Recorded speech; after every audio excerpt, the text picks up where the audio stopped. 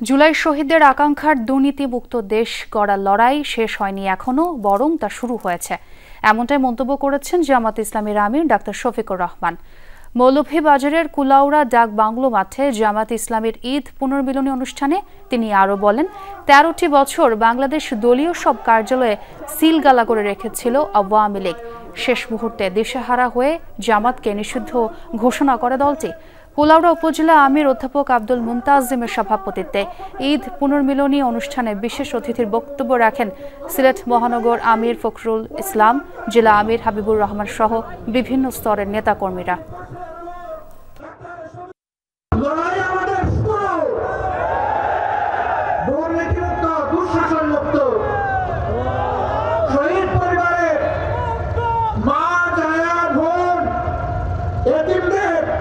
চোখের পানির দাবি পূরণ না হওয়া পর্যন্ত আমাদের লড়াই চলবে ইনশাআল্লাহ।